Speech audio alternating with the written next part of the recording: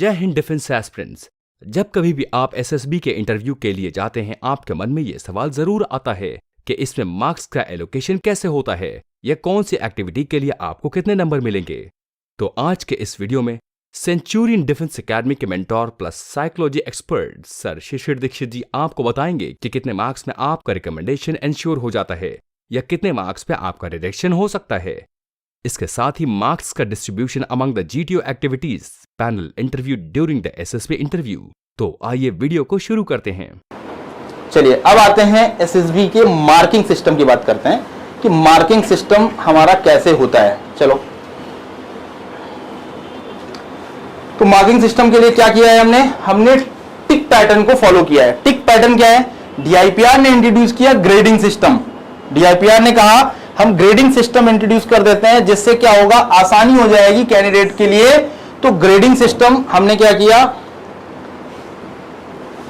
1 to 10 grade बना दिए, टिक बना दिया ग्रेड। लाइक अगर आपके एसएसबी मार्क्स एक एसेसर ने, ऑल 3 एसेसर्स होते हैं, अगर एक एसेसर के पास 900 की एसएसबी अगर है तो एक एसेसर के पास कितने मार्क्स होते हैं? कितने होते हैं? 225 पहले होते हैं साइकोलॉजिस्ट के पास। 225 किसके पास होते हैं? जीटीओ के पास। 225 किसके पास होते हैं? और कॉन्फ्रेंस में कितने होते हैं? टोटल कितने हो गए?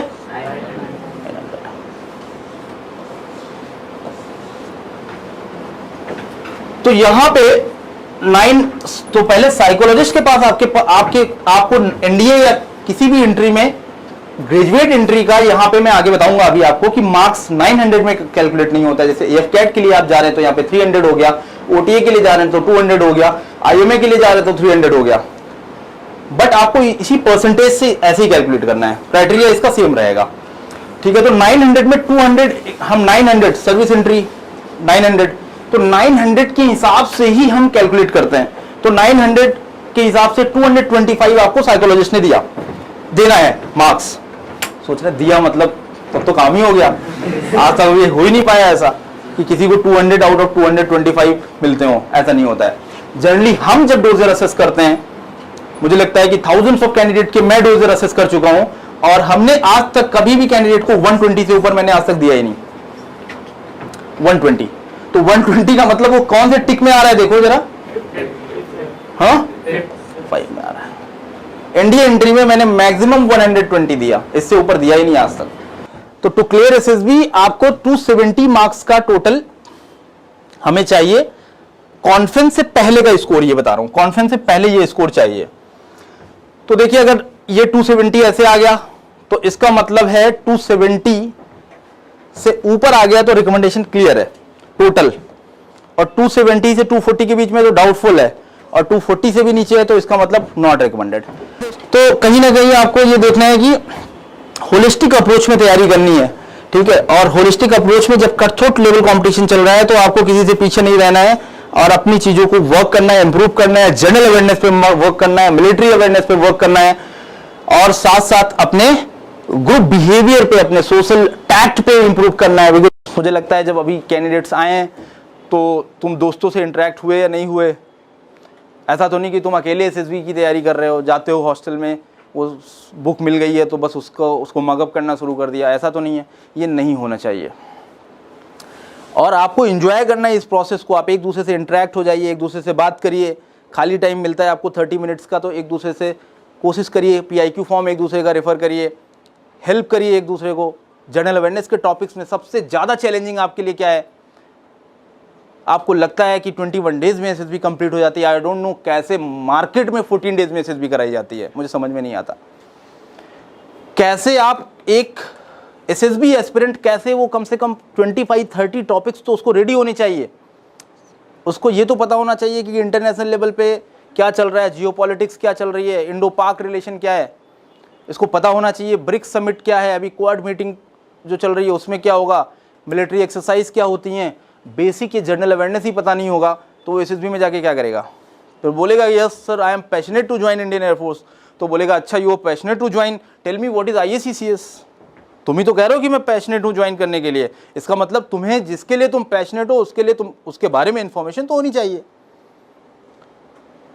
तो अभी टाइम क्या है आपके लिए? अभी टाइम ये है कि या तो आप बहुत ही ज्यादा अपना पैशन दिखाना चाह रहे हैं, बहुत ही ज्यादा आप दिखा रहे हैं कि मैं तो, मेरा बचपन से सपना था आर्म फोर्सेस को ज्वाइन करने का, तो वो लगना भी चाहिए आपके रिस्पॉन्सेज में कि सच में बचपन से सपना था, नहीं तो ये लाइन मत बोलिए। चलिए अभी हम यहां चलते हैं मार्किंग सिस्टम में। तो 240 पे अगर आपका 240 से 270 के बीच में है तो यहाँ पे डाउटफुल केस होता है, यहाँ पे एक मिनी कॉन्फ्रेंस हो जाती है। जैसे साइकोलॉजिस्ट ने बोला कि ग्रुप बिहेवियर सर अच्छा नहीं है, कन्फर्मेटरी टेस्ट भी उसने चेक किया, WAT में उसने मदर पे कुछ हाईली इमोशनल वर्ड रिस्पॉन्स लिख दिया या कुछ ऐसी बात लिख दी जिससे ये रिफ्लेक्ट हो रहा है एज अ फीमेल कैंडिडेट की सी इज इमोशनली वीक। अपनी स्टोरी में किसी प्रोटैगनिस्ट को क्राइंग करके या कुछ डिप्रेस्ड मूड में ऐसा करके दिखा दिया, या ऐसा कहीं से डिपिक्ट हो गया, रिफ्लेक्ट हो गया कि कैंडिडेट इमोशनली वीक है, तो साइकोलॉजिस्ट क्या बोलेगा? अपने हाथ खड़ा कर देगा, sir I will not recommend this candidate, she is emotionally weak. Border पे जाएगी, छुट्टी मिलेगी नहीं तो रोना शुरू कर देगी अपने सबऑर्डिनेट्स के सामने। तो यहां पे क्या चाहिए? We are looking for a candidate who is physically, emotionally, psychologically and mentally balanced. हर बैच में इस बात को मैं कई बार बताता हूं। तो यहां पे अगर साइकोलॉजिस्ट ने बोल दिया इमोशनली वीक,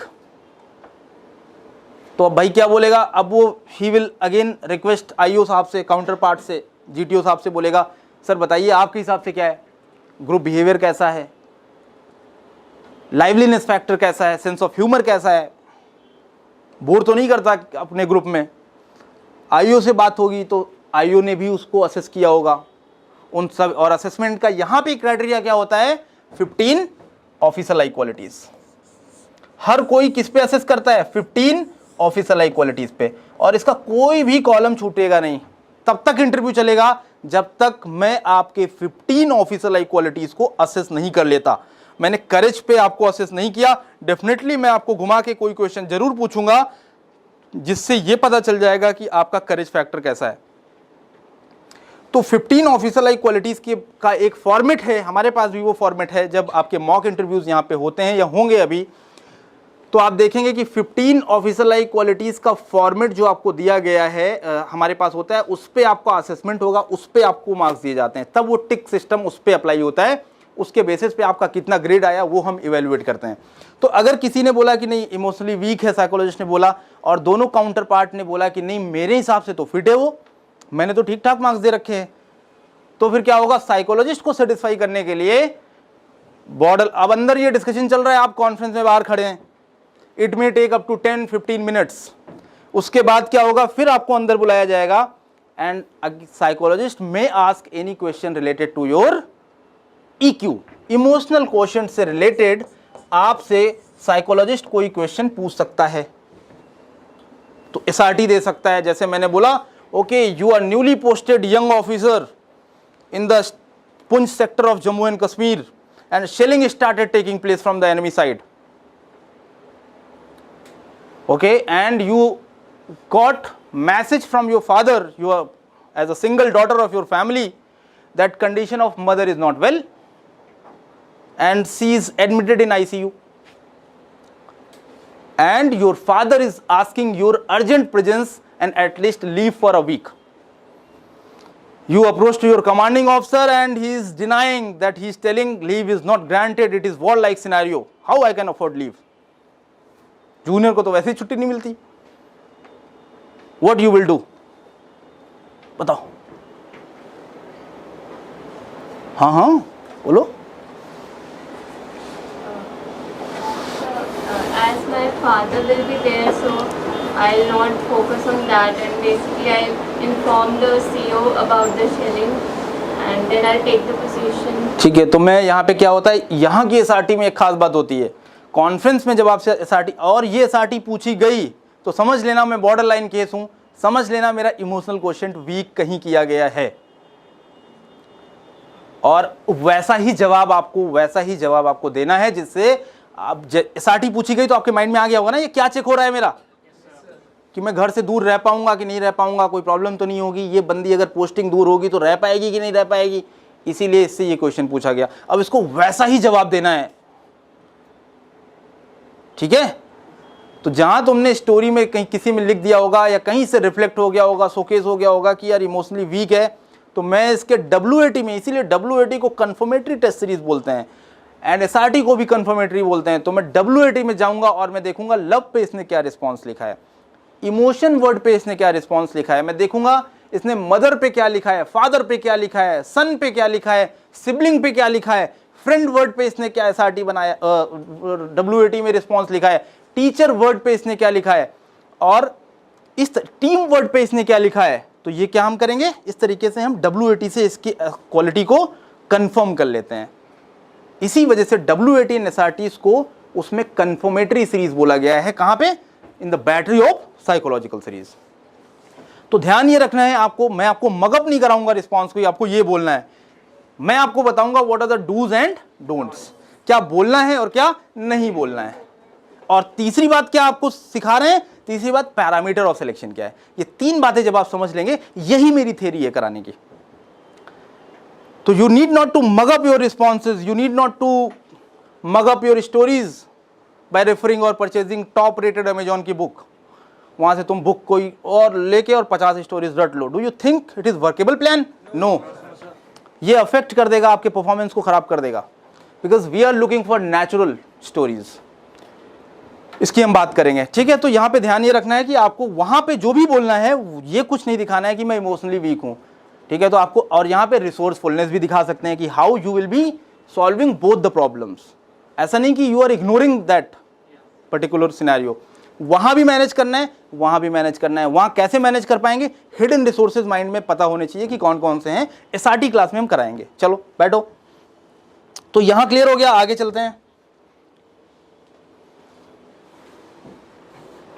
टोटल बता दिया मैंने। कॉन्फ्रेंस में जनरली अगर होता है तो 1/3 मार्क्स दे दिए जाते हैं, जनरली 1/3। अगर कोई ऐसा केस नहीं है तो हर किसी के पास 1, इसके 1, जैसे फॉर एग्जाम्पल इसके 1/3 मार्क्स 75 हैं।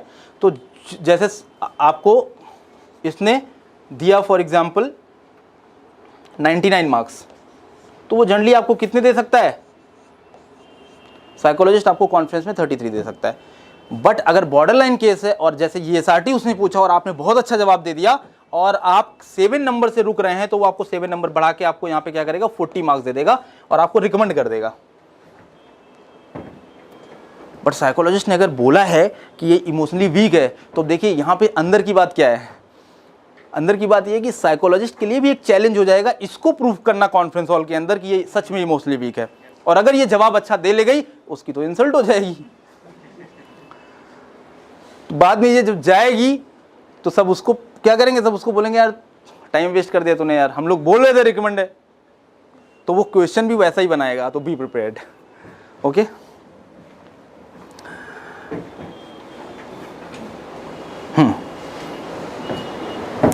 टोटल मार्क्स बाई 4 से डिवाइड कर सकते हैं। जैसे आप 225 मार्क्स के, जैसे OTA के लिए आप 200 मार्क्स पे होगा, मैंने बताया IMA के लिए 300 पे होगा, AFCAT के लिए 300 पे होगा। तो उसी हिसाब से आप मार्क्स को डिवाइड कर सकते हैं।